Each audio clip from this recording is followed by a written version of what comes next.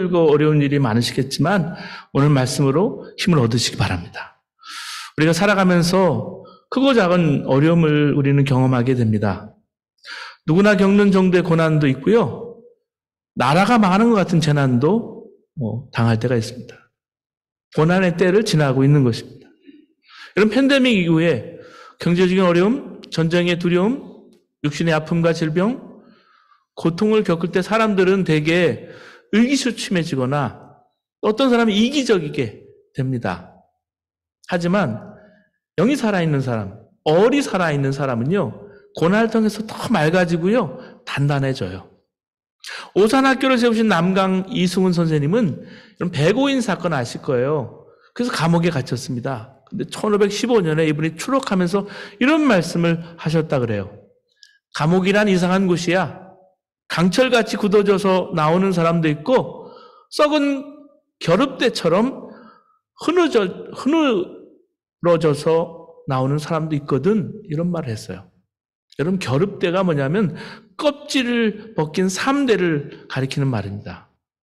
겨릅대는 똑똑 부러져요. 하지만 고난을 통해서 강철같이 단련되는 일들이 있습니다. 여러분, 고난의 날은 영원할 것 같지만 영원하지 않아요. 작은 씨앗을 섬기는 사역자 중에 지금 터키에서 사역하는 선교사님이 있는데, 저기 계시는 우리 한진호 권사님 같이 선교위원장 때 만나고 함께 음악회를 통해서 도왔던 우리 선교사님인데, 제 대학부 후배이기도 합니다. 여기 계시는 황경남 형제도 잘 아시는데, 이 형제는 이란 외대 아랍학과를 나오고 나서 하나님 부르심이 있어서 이란에서 9년 동안 사역을 했어요. 여러분, 이란이 정말 어려운 나라에 복음 전하기. 근데 결국은 감옥에 갇혔습니다. 그때 이야기를 하더라고요. 그 고통의 이야기를 할 때 그 감옥의 어두움, 그 두려움이 그대로 전해져서 저도 참 많이 울었던 적이 있어요. 이 친구가 9년을 마치고 한국에 3년이다 지금 이제 터키에서 지금 10년 정도 좀 사역을 하고 있어요. 여러분, 이슬람에서 선교하는 게 쉽지가 않아요. 이슬람 나라에 사역하신 한 선교사님의 편지를 여러분께 소개합니다. 동역자 여러분, 이번이 마지막 편지가 될지도 모르겠습니다. 저를 위해 그리고 이 나라를 위해 기도해 주십시오. 저는 이번에 붙잡히면 어떻게 될지 전혀 모릅니다. 마음의 준비는 하고 있지만 두렵습니다. 그러나 그 두려움보다 더 큰 두려움은 이번 일로 이 땅이 한국 교회에서 영원히 잊혀질지도 모른다는 두려움입니다. 이 땅은 더 많은 선교사를 필요로 합니다. 복음이 들어가야 할 땅이 너무나 많이 있습니다. 선교사가 계속 와야 합니다. 선교사를 계속 보내주셔야 합니다. 와서 죽을 거 알면서도 보내야 합니다. 그 길 외에는 이 영광스러운 복음이 전달될 방법이 없기 때문입니다. 여러분, 우리가 다 선교사로 핍박받는 그런 나라에 가지 않다고 하더라도요, 믿음만큼은, 내가 주 안에 서 있는 믿음만큼은 핍박당하는 나라의 선교사로 살아야 돼요. 이 땅에 살면서도 선교사로 살아야 돼요. 그게 보내는 선교사예요. 가는 선교사도 있지만 우리가 예수 믿는 것이 편안한 환경 때문이어야 되겠습니까? 하나님 내게 축복해 주신 것, 그냥 그거 누리는 것으로 만족하는 것으로 우리가 끝내야 될까요? 우리 삶이? 사람이 어떻게 이 무서운 박해를 받으면서 끝까지 믿음을 지킬 수 있을까요? 우리에게는 세상을 능히 이길 수 있는 거룩한 힘을 공급받을 수 있는 길이 분명히 있기 때문이에요. 예수님이십니다. 오늘 본문 8절 말씀 보세요. 그가 아들이시라도 반드시 고난으로 순종함을 배워서라고 말씀해 주고 있어요. 여러분, 예수님께서 고난을 통해서 순종을 배웠다고 말하고 있어요. 여러분, 신앙성경에 딱 한 번 나오는 말씀이 오늘 이 말씀이에요. 예수님이 배운대요. 배운다는 게 뭐예요? 무지에서, 무능에서 깨달는 것을 말하잖아요? 여러분, 사람들은 예수님이 하나님의 아들이에요. 완전한 하나님의 아들이에요. 그 완전한 인간으로 보기에는 배우셨다? 당황되는 말입니다. 하지만 배운다라는 이 말이요, 예수님의 특징이에요. 예수님은 이 시대의 아픔 속에서 하나님의 뜻을 알고 익혔고요, 고통받는 이들의 곁으로 다가섬을 통해서 사랑을 배우신 거예요. 배우셨다 그랬어요. 그리고 9절 말씀 보실까요? 함께 읽겠습니다. 시작. 온전하게 되셨은즉 자기를 순종하는 모든 자에게 영원한 구원의 근원이 되시고, 예수님은 미래에 영원한 구원을 우리에게 주실 뿐만 아니라 지금도 때마다 순간마다 우리를 도와주세요. 여러분, 그래서 지난주에 여러분과 말씀을 나눴죠. 우리가 긍휼하심을 받고 때를 따라 돕는 은혜를 얻기 위하여 은혜의 보좌 앞에 담대히 나아갈 것이니라. 예수님을 따라 살기로 결단한 후에 이 고난과 박해를 받는 그리스도인들을 뭘로 위로할 수 있을까요? 여러분, 예수님을 바라보게 하는 것입니다. 그래서 히브리서 기자가요, 박해받는 성도들에게 계속해서 그리스도를 증거하고 있어요. 이것이 핍박받는 자에게 줄 수 있는 가장 큰 위로이기 때문입니다. 예수님은요, 대제사장이십니다. 하나님과 사람 사이에 정말 다리를 놓아주시고 사람들의 죄가 용서받고 영생을 얻도록 중보하고 계신 거예요. 한 번 그렇게 하신 것이 아니라 2000년 전에 한 번 십자가에 못 박아 죽으신 것이 아니라 그렇게 계속 지금도 하고 계신 거예요. 그래서 십자가에 못 박혔나니 라는 말이 예수님 전에도, 예수님 때에도, 예수님 후에도 계속되고 있는 거예요. 10절 말씀 보세요. 하나님께 멜기세덱의 반차를 따른 대제사장이라 칭하심을 받으셨니라. 이렇게 말씀해 주고 있어요. 하나님께서 이스라엘 백성 중에 대제사장을 세워주셨어요. 1절 말씀 보시면 대제사장마다 사람 가운데 취한 자이므로 하나님께 속한 일을 사람을 위하여 예물과 속지 않은 제사를 드리게 하나니. 1절에 보니까 하나님께 속한 일, 결국 하나님과 관계된 일이라고 말하고 있습니다. 하나님 백성들이 지은 죄를 위해서 하나님 앞에 나와서 속죄 제사를 드리는 역할을 하는 사람이 바로 대제사장이에요. 그런데 이런 일을 할 대제사장이라면 어때야 될까요? 당대에 가장 완벽하고 퍼펙트한 사람 중에 뽑아야 정상이 아니겠어요? 근데 하나님께서는 아론 집안을 정해서 그 후손들이 대대로 대제사장이 되게 하신 거예요. 여러분, 그 아론 제사, 그 사람들이, 그 후손들이 정말 퍼펙트하면 얼마나 좋아요. 근데 그 자녀들 중에 여러분 알다시피 홈리와 비느하스 같은 문제투성이인 사람도 거기서 나왔어요. 그런데도 말입니다. 하나님께서 왜 이렇게 하셨을까요? 여기에 하나님의 은혜가 있고 지혜가 있습니다. 사랑이 있어요. 여러분, 대제사장은 하나님과 사람들 앞에 중보자 역할을 해야 되잖아요. 그렇게 하려면 사람들이 쉽게 다가올 수 있는 사람이어야 돼요. 여러분, 대제사장 자신이 연약한 인간, 연약할 정도의 인간성을 가졌기 때문에 무식하고 미혹한 죄인들도 아무 두려움 없이, 아무 꺼리낌 없이 제사장 앞에 나와서 마치 친구에게 말하는 것처럼 자신의 고통, 자신의 슬픔, 그걸 다 말할 수 있어야 되잖아요. 왜냐하면 역시 같은 사람으로 느끼기 때문에. 그래서 동정한다 그러잖아요. 컴패션을 가지는 거예요. 만약 대제사장이 수준 높은 사람이라 죄 지은 자가 올 때 자기가 판단하고 딱 정죄하면 어떻게 대제사장 역할을 할 수 있겠어요? 이것은 영원한 대제사장이신 예수 그리스도께서 하나님이, 완전한 하나님이 사람의 몸을 입고 오신 이후에요. 완전히 인간이 되신 거예요. 예수님은 참 하나님이셨지만 동시에 참 사람이시기 때문에 우리의 마음을, 우리의 속사정을 누구보다도 훤히 잘 아시는 분이기 때문입니다. 특히 본문에 가장 마음이 닿는 말씀이 사실 7절 말씀이거든요. 예수님께서 육체로 계실 때 심한 통곡과 눈물로 간구와 소원을 올리셨다고 말씀해 주셨어요. 7절 말씀 보실까요? 그는 육체에 계실 때 자기를 죽음에서 능히 구원하실 이에게 심한 통곡과 눈물로 간구와 소원을 올렸고 그의 경외하심을 인하여 들으심을 얻었느니라. 그럼 뭐가 생각나요? 이 말씀이 겟세마네 동산 생각이 나잖아요. 여러분 성경 기록만으로도 예수님이 여러 번 우셨거든요.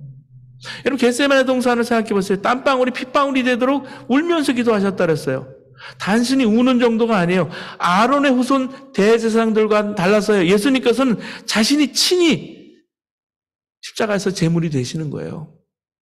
십자가에서 고난을 당하셨어요. 여러분 예수님의 일생을 보세요. 일생 자체가 기도였다고 볼 수 있습니다. 주님께서는 세상의 죄와 어둠과 슬픔을 보고 아파하셨습니다. 그래서 히브리서 기자는 주님의 기도가 응답되었다고 오늘 7절, 5장 여러분 7절 말씀 보면 그의 경외하심을 인하여 들으심을 얻었느니라라고 말씀해 주고 있습니다. 경외하심으로 들으심을 얻었다. 여러분 그렇기 때문에 예수님이 당한 이 고난과 아픔, 이 눈물이야말로 지금도 아파하고 핍박당하는 성도에게 가장 큰 위로가 되는 거예요. 같이 울어주는 것밖에 없잖아요. 같이 아파하는 것밖에 없잖아요. 아무리 예수님 믿고 사는 삶이 힘들어도요. 예수님의 눈물을 보고 예수님의 십자가를 바라보고 위로받고 힘을 얻지 않을 자가 누가 있겠어요? 여러분 예수님의 얼굴을 고난당할 때 한번 바라보세요. 예수님 십자가에 달리셨을 때 예수님의 눈이 어떠셨을까? 그렇게 보면요. 우리가 가지고 있는 두려움, 분노, 이게 사그라집니다. 어떤 사람이 그리스도인인 여러분을 분노하게, 화나게 한다고 생각해 보세요. 그렇지만 그는 여러분보다 하나님 훨씬 더 분노하게 만들고 있다는 사실을 알아야 해요. 여러분 고작 얼마 동안 인내하면서 애썼을 뿐이지만은 하나님은 30년, 40년, 어떤 사람이 60년, 80년 동안 인내하셨음을 기억하세요. 그렇지만 목사님은 그가 나에게 얼마나 악하게 됐는지 모를 거예요. 대답하는 분도 있을 거예요. 그럼 그래요. 모르죠. 근데 여러분, 그가 또한 우리 주님이신 예수 그리스도에게 얼마나 악하게 됐는지 잊고 있는 거예요. 사람들이 얼마나 하나님을 진노하게 하겠습니까? 수천 년 동안 진노하게 하셨어요. 한 사람이라도 마음을 뒤집어 놓지 않겠습니까?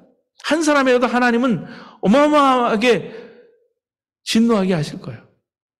그렇다면 우리가 살고 있는 산호세, 이 베이 지역에 엄청난 인구가 일으키는 진노의 분량은 얼마나 엄청날까 한번 생각해 보세요. 엄청난 인포가 몰린 이태원의 그 T자형 골목길에서 오도 가도 못하게 된 사람들이 엉켜있는 상황. 누구 잘못이에요? 아무 잘못도 없어요. 그냥 거기 간 것뿐이에요. 저도 한국에 가면 이태원 간 지가 오래됐지만 가고 싶어요. 간 잘못밖에 없어요. 어떻게 이렇게 가려고 해도 그냥 뭉쳐가지고 사람들이 꼼짝달싹도 못하는 거예요. 정말 1m, 1평방미터 안에 17명 사람이 거기 있었다 그러니까 그 밀도, 압력, 재난이 생길 수밖에 없죠. 누구 잘못이 아니에요. 누구 탓할 게 아니에요. 나일 수도 있고요. 우리 자녀일 수도 있는 거예요. 기도하셔야 돼요. 정신 차리라고 하나님이 우리에게 말씀하고 있는 거예요. 미국에서 매일 일어나고 있는 총기 사고를 보세요. 베이 지역이 880, 89번 있는 지역은요, 지나가다가 제가 아는 목사님도 2분이나 큰 벽돌이 날아와서 죽을 뻔했어요. 최근 일이에요. 분노는요, 사람을 죽이게 합니다. 지구상의 모든 사람들이 일으키는 진노는 어느 정도일까요? 그럼에도 불구하고 하나님은 매일 이 모든 걸 참으시고요, 진노를 죄인들에게 쏟아 부으시지 않으시잖아요. 왜일까요? 예수 그리스도께서는 대제사장으로 오늘도 아파하시면서 눈물로 기도하고 계시기 때문입니다. 그러나 예수님의 눈과 예수님의 얼굴, 그 가득한 눈물을 바라보게 되면 분노가요, 가라앉게 되는 거예요. 실제로 죄를 행하는 자들은 사실상 제정신이 아니에요. 보세요. 아버지 유산을 미리 받아서 탕진한 탕자를 생각해 보세요. 그가 제정신이었어요? 여러분 새 성경에 보니까 새 번역 성경에 보니까 탕자가 아버지께 돌아왔을 때를 표현해요. 그제서야 그는 제정신이 들어서라고 전합니다. 여러분 죄 가운데 있는 사람들은 제정신이 아닌 사람들이라는 사실을 분명히 알아야 합니다. 그러면 그들을 불쌍히 여기고요. 그들의 모든 어리석은 행동을 참을 수 있어요. 기꺼이.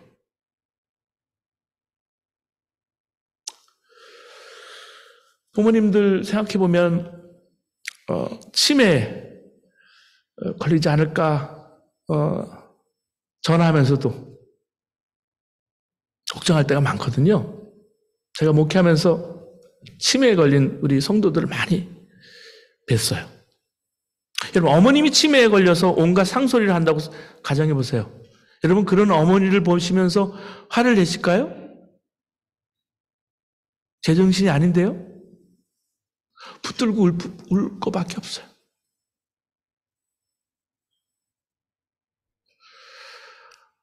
근데 그런 분을 한국 가서 붙들고 울었어요. 여기서 신앙생활 하다가 한국에 그 어머니를 보낼 수밖에 없는 거예요.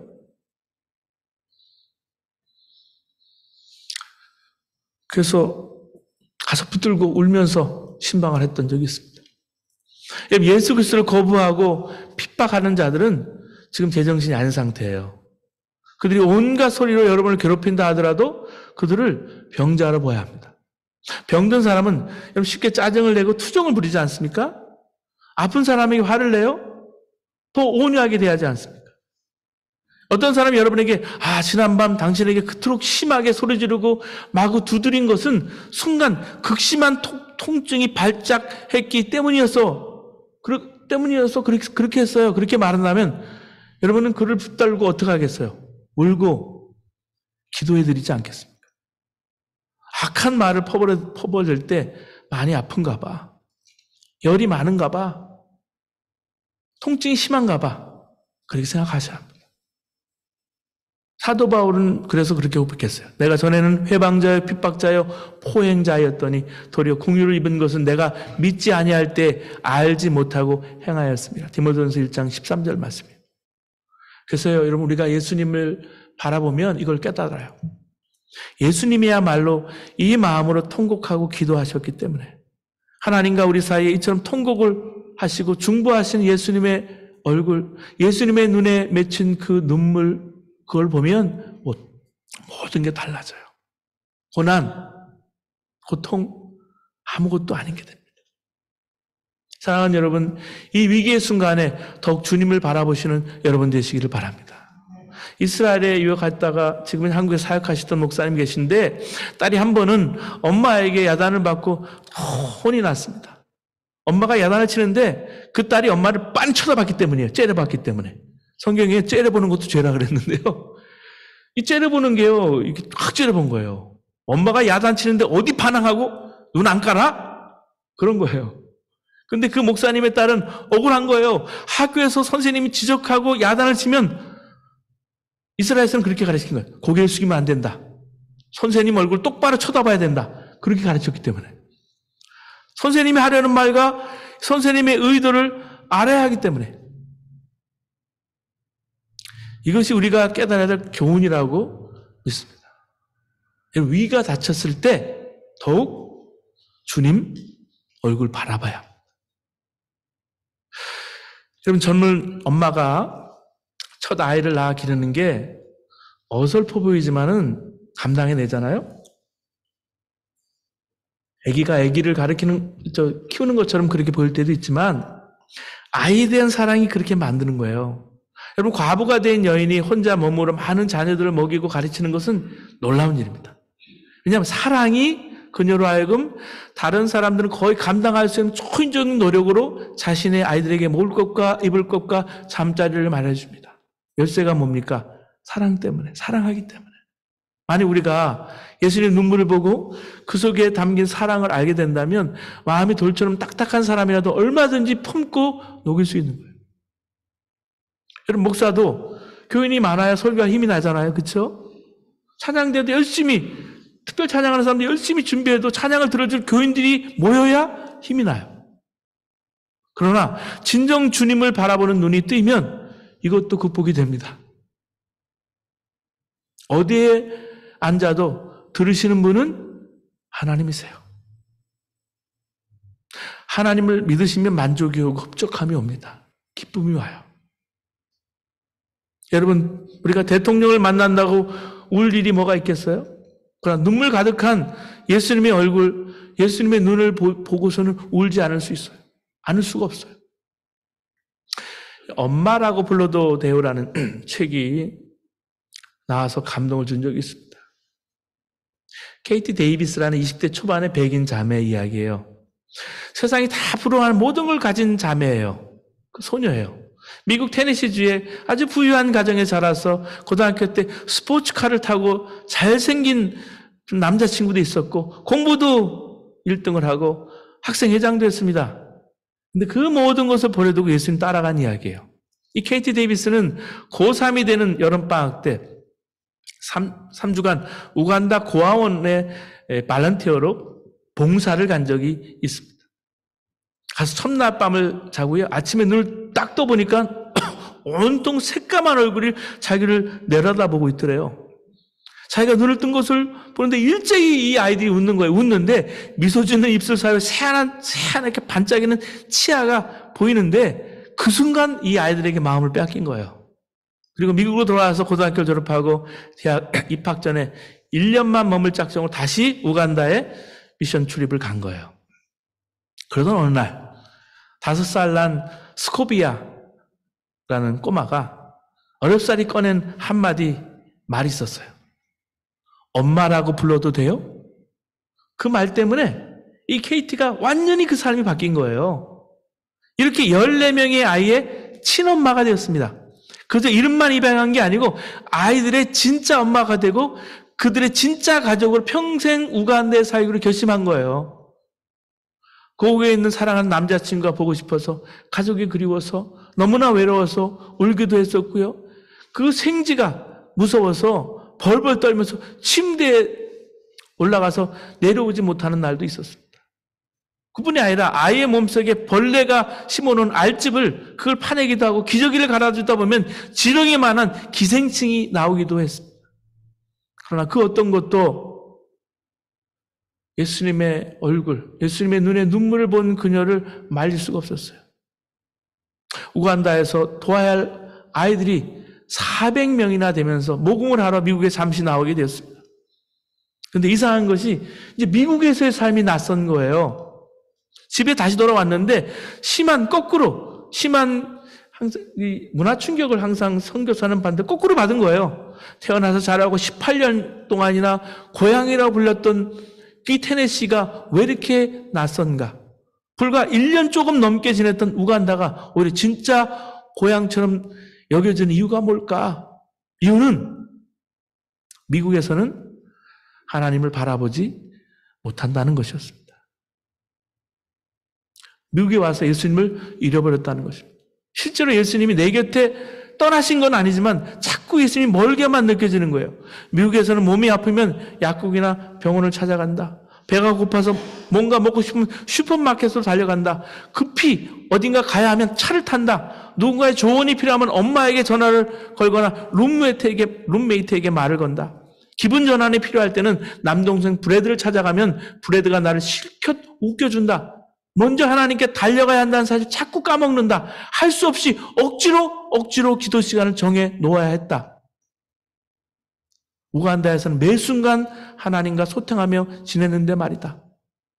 우간다에서는 눈 뜰 때부터 잠들 때까지 항상 하나님이었다. 몸이 아파도 어디를 가려고 해도 무엇을 먹고 싶어도 위로가 필요하도 항상 하나님이었다. 물질적으로는 가난했지만 전적으로 하나님께 의지하며 살았기 때문에 영적으로 그 어느 때보다 풍요로웠다는 거예요. 그녀는 우간다에서는 엄마로 통합니다. 우리 집의 천사들은 나를 엄마라고 부른다. 기아와 질병 등으로 엄마를 잃은 400명의 마을 아이들도 나를 엄마라고 부른다. 하도 많은 아이가 엄마라고 불러대니까 이젠 집 근처에 사는 마을 어르신들까지 나를 엄마라고 부른다. 많은 아이의 엄마. 사람들은 그렇게 말한다. 나이 지긋한 어르신도, 가게 점원도, 주차 요원도 나를 엄마라고 부른다.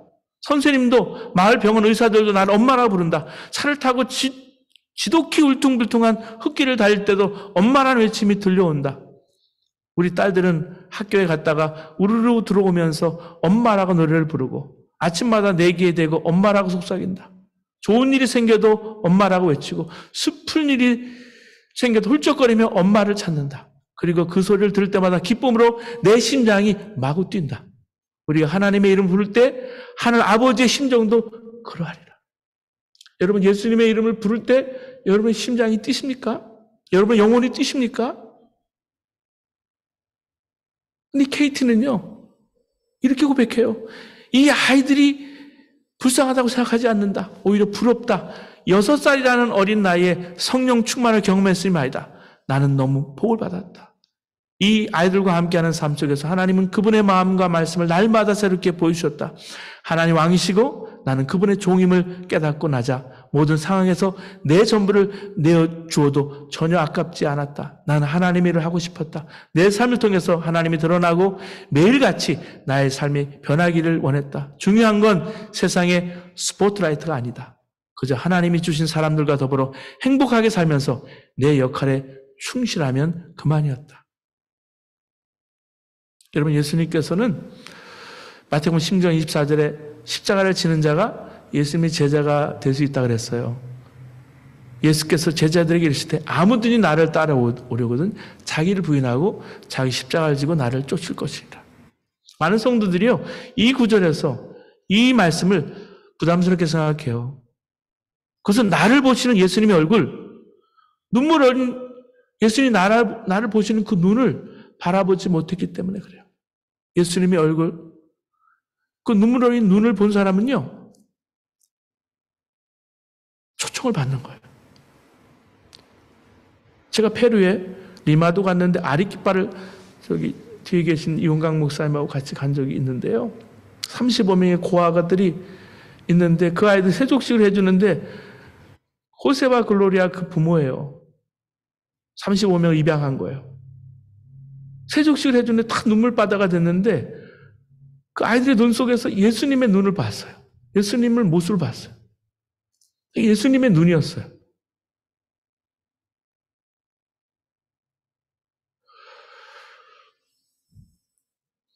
우리가 고난이라고 생각하는 것 이상하게 생각하지 말아야 돼요. 예수 믿고 사는 것은요, 사실 고난이에요. 예수님을 따라 산다는 것 자체가 이 세상에 힘든 거예요. 그러나 우리 주님은 힘들게만 살라고 하지 않았습니다. 이번 달은요, 감사의 달입니다. 세 번째 주는 추수감사주일이에요. 이 감사함으로 믿음을 고백하는 것은 우리 인생에 허락하신 이 모든 고난의 상황 가운데서도 주님의 얼굴을 바라보라는 것입니다. 우리는 예수님의 눈을 바라보고 예수님 따라가기만 하면 돼요. 여러분, 고난 얼마든지 이길 수 있습니다. 지금 당하는 고난도 지나갈 거예요. 우리가 어려운 때를 보내고 있지만 괴로운 시절만 바라보지 마시고 이 어려운 때 주님 바라보시고 이 어려움을 주님과 함께 지나가기를 원합니다. 어떤 형편이 있더라도 두려움과 염려, 미움과 분노에 갇혀 살지 마시기 바랍니다. 괴로운 일을 만났을 때 더욱 주님 얼굴 바라보시는 여러분과 저 되시기를 주님의 이름으로 축원합니다. 기도하시겠습니다.